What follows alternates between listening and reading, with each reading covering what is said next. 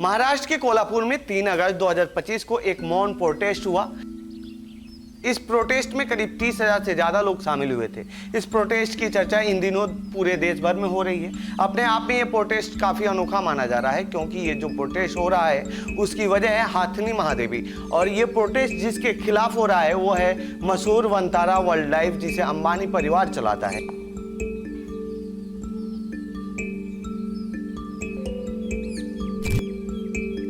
हथनी महादेवी को उसके सेहत का हवाला देते हुए वनतारा ले जाया गया है, जबकि स्थानीय लोगों का आरोप है कि हथनी का स्वास्थ्य ठीक है।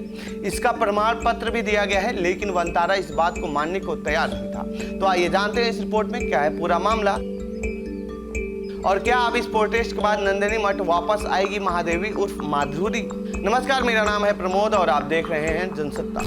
ये जो पूरा विवाद है, मुझे लगता है इसका जो निर्णय है सम्मानीय सर्वोच्च न्यायालय ने दिया, सुप्रीम कोर्ट ने दिया हुआ है। अभी जो भी इस पे आगे कार्रवाई करनी होगी तो रिव्यू पिटीशन सरकार डालेगी, क्या लोकल कोई लीडर्स डालेंगे, इस पे सब निर्भर करता है।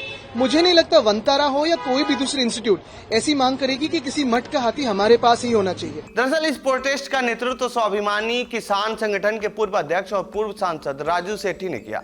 3 अगस्त की सुबह 5 बजे नंदिनी से शुरू हुआ और शाम 5:45 बजे कोल्हापुर जिला कलेक्ट्रेट पर समाप्त हुआ, जहां कलेक्ट्रेट को औपचारिक रूप से माधुरी को वापस लाने के लिए आवेदन दिया गया। इस दौरान राजू सेठी ने कहा कि हमने आज 45 किलोमीटर की यात्रा तय की है। कोल्हापुर, सांगली और सतारा से 30,000 से ज्यादा लोग इकट्ठा हुए थे, जो जियो यानी रिलायंस समूह की दूरसंचार कंपनी जो कि वनतारा का संचालन करता है उसका भी विरोध किया गया। पिछले 4 दिनों में ही कोल्हापुर, सांगली और सतारा जिलों के 1.5 लाख से ज्यादा मोबाइल यूजर्स ने विरोध स्वरूप अपने नंबर दूसरे नेटवर्क पर पोर्ट करा लिया है। हम उत्तरी कर्नाटक में भी इस तरह के विरोध प्रदर्शन करने की योजना बना रहे हैं, और खासकर इसलिए क्योंकि यह एक सीमावर्ती क्षेत्र है और वहां कई मंदिरों में हाथी भी हैं।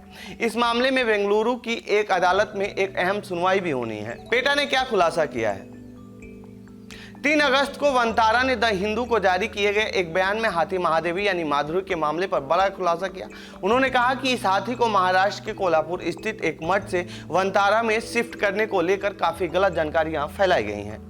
पेटा यानी people for the ethical treatment of animals साल 2022 से इस हाथी की हालत पर नजर बनाए हुए है। 31 अक्टूबर 2023 को पेटा ने पर्यावरण मंत्रालय के हाई पावर्ड कमेटी को एक विस्तृत शिकायत दी थी। इसमें गंभीर शारीरिक चोटों, मानसिक पीड़ा और अवैध व्यापारिक उपयोग के सबूत दिए गए थे। वनतारा ने बताया कि साल 2012 से 2023 के बीच इस हाथी को महाराष्ट्र से तेलंगाना 13 बार ले जाया गया। कई बार बिना वन विभाग की अनुमति के ले जाया गया था। 8 जनवरी 2023 को तेलंगाना वन विभाग ने हाथी के महावत बी इस्माइल के खिलाफ वाइल्ड लाइफ प्रोटेक्शन एक्ट की धारा 48A और 54 के तहत मामला दर्ज किया है। उन्होंने हाथी को एक जुलूस में अवैध रूप से शामिल किया था। बाद में 25,000 का जुर्माना भरकर मामला निपटाया गया। ये निर्णय जो है वो सर्वोच्च न्यायालय का है। अगर इसमें कोई बदल चाहते हैं तो मुझे लगता है इसमें रिव्यू पिटीशन हो या फिर आगे कैसी बहस जाती है, ये देखना जरूरी होगा। और दूसरी बात यही है कि सबसे इंपॉर्टेंट चीज इसमें एक ही रहेगी कि माधुरी हत्ती जहां भी रहे, जो हाथी है जहां भी रहे, ठीक रहे, अच्छे स्वास्थ्य में रहे, खुश रहे, यही सबसे बड़ी बात है। इसके अलावा हाथी के साथ दुर्व्यवहार की और भी चौंकाने वाली बातें सामने आई, जिसमें मुहर्रम जैसे जुलूसों में उसका व्यावसायिक उपयोग, सड़क पर भीख मंगवाना, बच्चों को सूंड पर बैठाना और बैन किए गए मेटल अंकुश से नियंत्रण करना। साल 2017 में इसी हाथी की वजह से मठ के मुख्य पुजारी की मौत भी हुई थी। 12 अगस्त 2023 को पुलिस के पत्र के बाद सरकारी पशु चिकित्सकों की टीम ने हाथी की जांच की और रिपोर्ट में पाया कि हाथी को खुले में घाव, लंगड़ाहट, पैरों की गद्दी में गड़बड़ी और मानसिक तनाव था, जिसके इलाज के लिए वनतारा ले जाया गया था। 20 अक्टूबर 2023 को डॉक्टर राकेश चितोरा ने अस्पताल में भर्ती कर पुनर्वास की सिफारिश की। उन्होंने बताया कि माहौत को हाथी की देखभाल की बुनियादी जानकारी तक नहीं थी। इसके बाद हाई पावर्ड कमेटी ने जून 2024 में मठ को 3 महीने का मौका दिया था ताकि हाथी की हालात सुधारी जा सके, लेकिन जून और नवंबर 2024 की जांचों में केवल ऊपर बदलाव दिखा, जबकि असली समस्याएं जस की तस बनी रहीं।